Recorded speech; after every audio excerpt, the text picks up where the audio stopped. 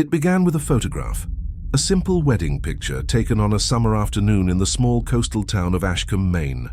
The year was 1987. Local photographer Daniel Reeves had been developing prints in his darkroom, the way he'd done for decades.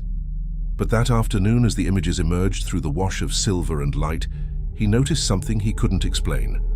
Behind the bride and groom, just past the edge of the crowd, stood a faint figure, a woman, slightly out of focus. Dressed in white, her face was calm, almost serene, her hands clasped before her chest as though in silent prayer. At first, Reeves assumed it was just another guest, someone who'd wandered into the frame. But when he checked the guest list, no one matched her description. Then came the second discovery. 2 weeks later, while compiling his wedding portfolio, he realized the same woman appeared again, this time in a completely different ceremony, 20 miles away. Same blurred outline, same expression, same faded Victorian gown, its lace yellowed with age. Reeves checked the negatives. She was there too. Not a reflection, not a double exposure, just there. Curiosity turned to obsession when he compared his image with a historical photograph displayed in Ashcombe's local church, a wedding portrait dated 1923. There, among the smiling faces, stood the same woman, identical dress, identical posture, identical face. Experts would later verify the photographs. No tampering, no anomaly. And yet no one, not the church records, not the archives, not even the town's oldest families, could find any record of her existence. To this day, she is known only as the bride who never existed. And the question remains, who was she? A ghost, a legend, or something far stranger? A fragment of memory that refuses to fade. Ravenshire, Kent, a village that seems to have escaped time. Stone cottages with ivy creeping up their sides, a cobbled main road that curves toward the sea, and at its heart, St. Ethelred's Church, a grey monument to over 2 centuries of marriages, christenings, and funerals. By the late 20th century, this quiet English town had become a favourite setting for local weddings, its fog-softened mornings and blooming heather offering a kind of romantic stillness photographers adored. Among them was Daniel Whitmore, a man known for precision, not poetry. Whitmore was not the type to believe in legends.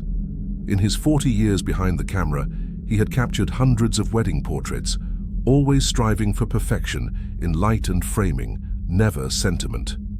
To him, a photograph was truth frozen in silver, nothing more. But in the autumn of 1997, truth began to blur. While assembling his portfolio for a regional exhibition, Whitmore began noticing a pattern. In photo after photo, weddings taken across years, even decades, the same faint figure appeared. A woman, always pale, always slightly behind the bridal party, her features soft, indistinct, as though belonging to another century. At first, he dismissed it as coincidence, a trick of exposure, an unnoticed guest, or perhaps light distortion through the church's stained glass. Yet when he compared images from completely different weddings, the outline was unmistakably the same. When Whitmore mentioned it to a local archivist, he received a familiar, uneasy smile. "Ah," the archivist said, "you've met our church bride." The tale was old as the church itself, a story whispered by generations. They said a young woman named Eleanor Blythe had died on her wedding morning sometime in the 1890s.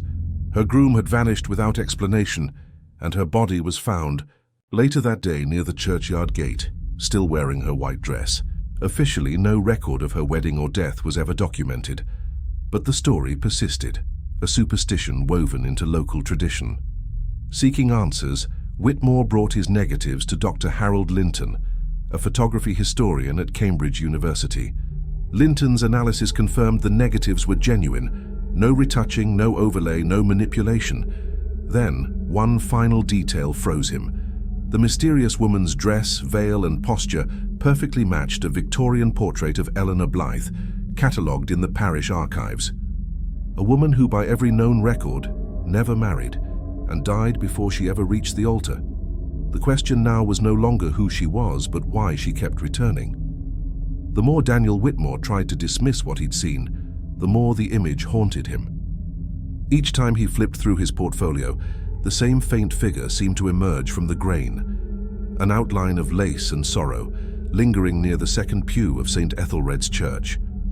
Determined to prove it was nothing more than an illusion, he began retracing the church's history. Parish records, dusty marriage ledgers, and newspaper clippings from the Ravenshire archives filled his desk. It didn't take long before a familiar name appeared again and again: Eleanor Blythe. In the faded ink of a 19th century pamphlet titled Tales of the Kentish Dead, Daniel found her story summarized under a chilling heading: The Absent Bride of Ravenshire. The pamphlet described a young woman of gentle upbringing, engaged to a merchant named Thomas Lyle, who vanished on the morning of their wedding in 1892. Some said he fled to America. Others claimed he drowned in the marshes on his way to the church. Whatever the truth, Eleanor, distraught and humiliated, reportedly collapsed before the ceremony ever began, her heart giving out before the first bell rang. The entry ended simply: they buried her in her gown, for she never left it. But the story grew stranger when Daniel checked her official death certificate. It listed her as unmarried and childless, confirmed by a witness signature: Edward Whitmore, his own great-grandfather. The realization hit like ice. His ancestor had been there. Could his own bloodline have captured something that refused to fade? Daniel's fascination deepened into obsession. He began overlaying the old wedding photos. Decades apart, different couples, cameras, and lighting. Yet in every image, the faint silhouette appeared in the exact same position, left side of the aisle beside the second pew, always waiting, always watching. He shared his findings with a small historical society, hoping for a rational explanation. One member, a retired church restorer named Alfred Porter, recalled something odd from years earlier. During the 1970s restoration of St. Ethelred's, Porter and his team discovered a sealed compartment beneath the old flooring near that very pew. Inside were fragments of a lace veil, a rusted silver ring, and a small photograph, too damaged to identify. The woman's face had been burned or dissolved almost completely away, as if erased by time itself.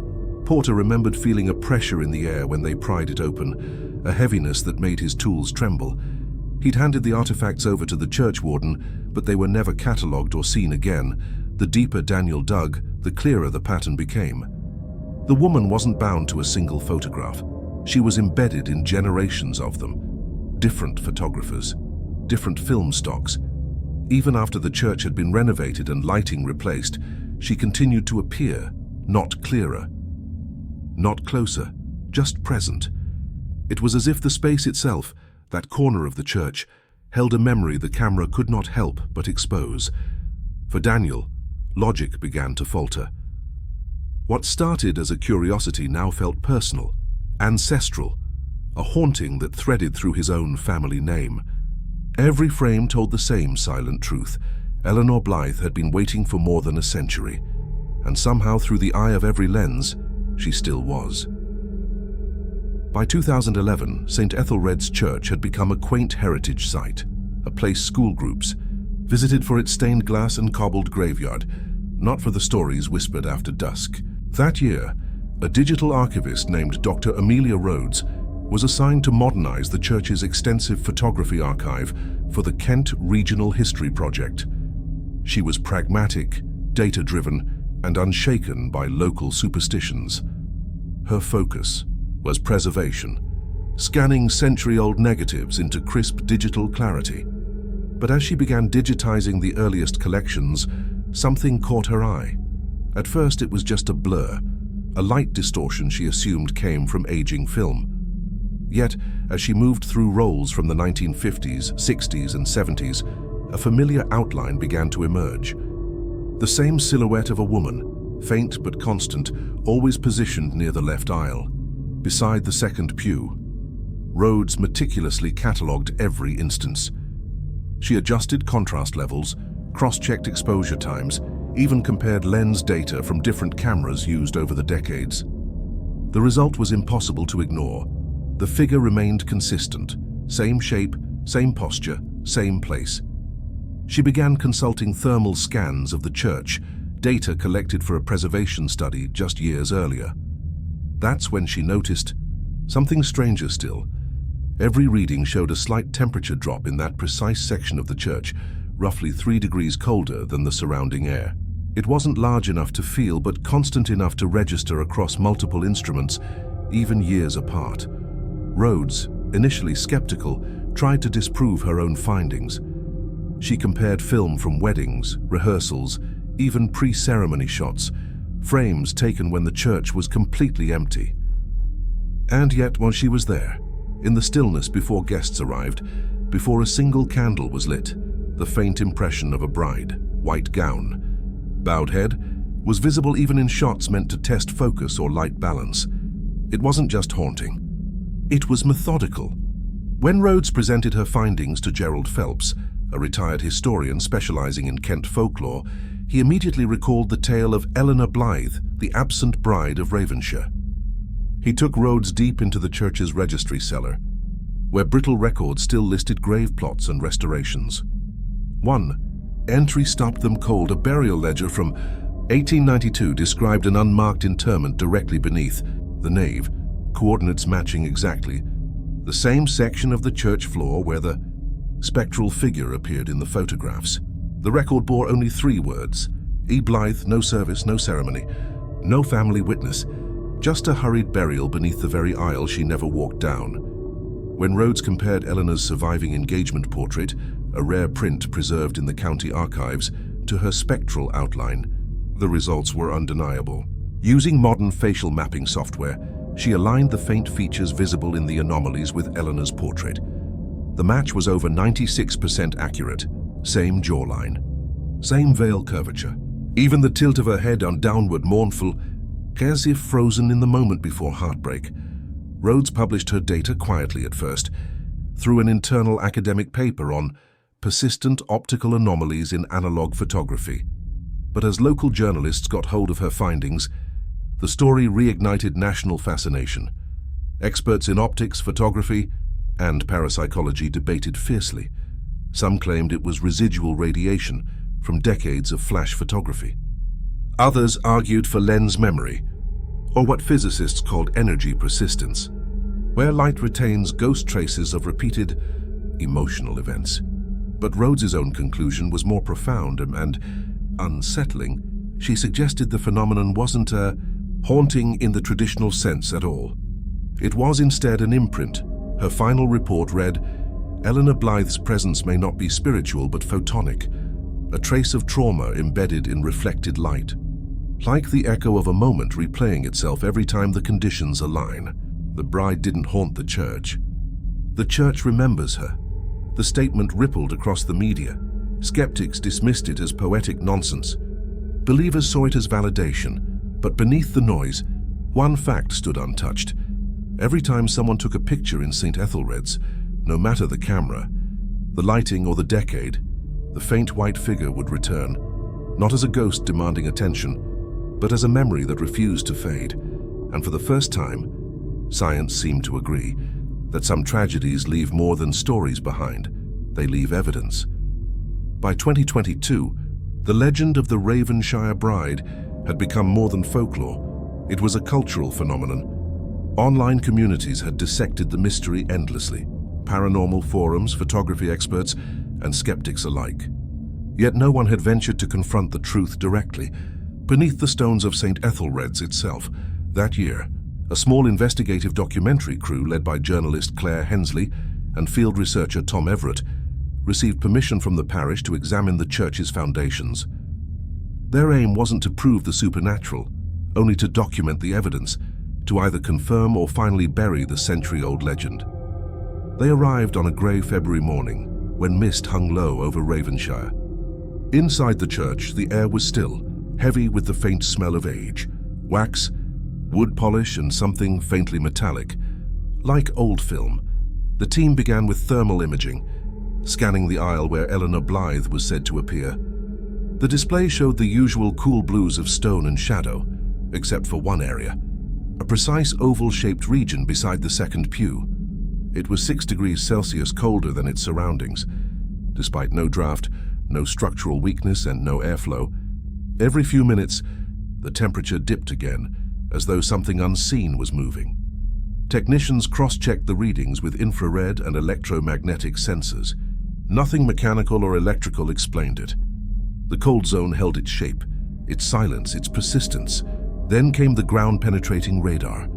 The device pulsed beneath the ancient flagstones, sending waves that reflected the density of what lay beneath. Slowly, an image began to take form, a rectangular outline, too regular to be natural. Beneath layers of soil and compacted mortar, roughly 4 feet down, a coffin, an unmarked burial. Exactly beneath the second pew, the rector, Reverend Mark Fielding, stood quietly watching, hands clasped. "If it is her," he said softly, "she was never meant to be buried without her name." After careful excavation, the team reached the coffin, oak, brittle, darkened by time. They expected bones, perhaps relics, nothing more. But inside, under decayed cloth and fragments of lace, they found 3 distinct objects that shifted the investigation from eerie to extraordinary. First, a ring, bent but intact, still faintly golden beneath centuries of grime. Second, a camera lens, brass-rimmed, dated to the late 19th century, the kind used by portrait photographers between 1885 and 1895. And third, a photographic plate. Half-developed, its emulsion corroded but legible. Under careful restoration, the image revealed a young woman in a high-collared lace gown, smiling faintly. Her eyes, impossibly clear, gazed directly toward the lens, as if aware she was being remembered. Carbon dating placed the objects within the 1890s. Consistent with Eleanor Blythe's supposed death in 1892, the discovery made headlines across the United Kingdom. Bride of Ravenshire found beneath church floor. Experts debated the implications. Some claimed coincidence, that unmarked burials were common in pre-20th century parishes. Others argued it was impossible that such a burial would align perfectly with the decades of photographic anomalies. Still, the rector authorized a formal reinterment, believing the woman deserved a name, a grave, and peace. But before sealing the site, the crew decided to take one final image, a symbolic farewell.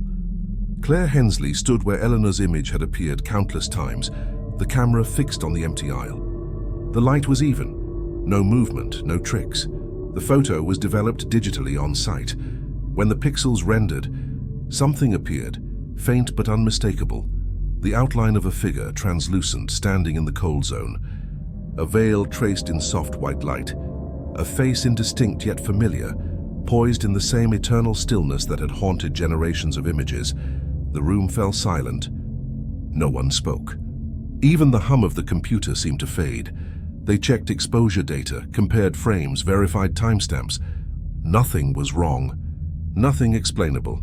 That final image was never released publicly in its raw form. Only a single still leaked. A low-resolution capture posted anonymously to an online archive 3 months later. Within hours, it spread across social media with one haunting caption: "The bride who refused to be forgotten." Commenters debated whether it was real. Skeptics called it digital manipulation. Believers saw proof that the veil between the past and present had thinned in Ravenshire. But those who had been there, the archivists, the crew, the rector, said nothing. They refused interviews. The church was closed for 6 months afterward, for renovations, according to the diocese. When it reopened, the second pew remained in place, untouched, its wood newly polished. And on quiet evenings, when the light of sunset streamed through the high-stained glass, some parishioners swore they could see it, the faint shimmer of white lace just beyond the aisle, where a bride still waits, patient, unchanging, no longer angry, no longer forgotten, just remembered, as if the church itself could not let her go. And so the documentary closes on the question that began the story. Who is she? A ghost? A legend, or something beyond both? Perhaps the answer lies not in haunting, but in remembrance. For in the heart of Ravenshire, memory has a face, and it wears a veil of white. The discovery in Ravenshire did more than solve a mystery. It awakened something in the public imagination. Within weeks of the leaked image surfacing online, the story of the Ravenshire bride spread far beyond Kent. Newspapers called it England's most haunting love story. Streaming networks fought for documentary rights. Universities hosted late-night debates under dim lecture hall lights. Professors arguing whether light could carry emotion. or if the human mind simply sees what it wants to believe. In the months that followed, paranormal investigators descended upon St. Ethelred's, the quiet churchyard that once echoed only with sparrows and the toll of Sunday bells became crowded with camera tripods and whispered speculation. Tourists stood in silence before the second pew, half hoping to see the shimmer of lace or a veil trembling in the air. The local parish tried to manage the attention. The rector, weary and soft-spoken, eventually ordered the church closed for weddings, citing structural preservation. But the locals knew better. Rumors claimed that in the months following the discovery, newlyweds who tried to photograph their ceremonies near the aisle experienced strange interference, images that blurred, faces that vanished, frames streaked with white fog where no light existed. Then came Daniel Whitmore's final statement, the man who had started it all. In a rare interview before his quiet retirement, he spoke with the tone of someone both haunted and humbled. "I used to think photography was about freezing moments," he said. "But she taught me some moments never stop moving. They echo." When asked if he still believed she was real, he hesitated. Then softly, "Once during a wedding in '99, I saw her. Not in the photo before the shutter. She looked straight at me. Not angry, not lost, just aware. That was the last time I photographed anything." He never picked up a camera again. In the years that followed, the Ravenshire bride became a phenomenon beyond its ghostly roots, a mirror reflecting something deeply human. Artists painted her. Filmmakers recreated her story. Podcasts dissected her psychology. To some, she symbolized lost love. To others, she embodied the persistence of memory, the idea that emotion, once felt deeply enough, never truly dies. At Cambridge, Dr. Amelia Rhodes published her final paper, describing Eleanor's recurring image as a residual emotional imprint, the visual echo of unfulfilled intent. Her conclusion resonated across disciplines. Maybe ghosts aren't spirits at all, but unfinished emotions caught in the architecture of the world. Today, St. Ethelred stands silent. No ceremonies, no flashbulbs. The pews gather dust under filtered light. Yet locals say that at dusk, when the church bells fade and the last glow of evening touches the aisle, there's sometimes a glint, a reflection that shouldn't exist, like lace catching the light. Whether it's Eleanor Blythe or the church remembering her, no one can say. But one truth remains undeniable.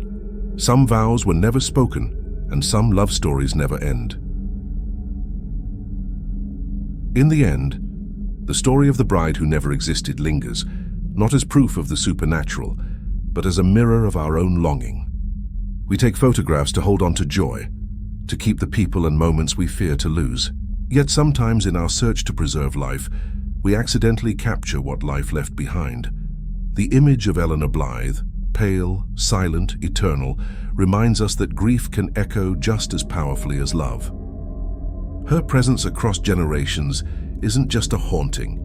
It's a testament to the emotions we refuse to let fade. Every time a shutter clicked in that church, it wasn't only light being captured. It was remembrance, repetition, and yearning, layered over a century. Perhaps Eleanor was never seeking the living at all. Perhaps she was still standing where time left her, waiting for the day that never came. Her story retold by those who could not bear to forget her, because in every photograph lies a fragment of truth, and in hers a question that refuses to die. Maybe she never existed in life, but through every photograph she made sure she was never forgotten.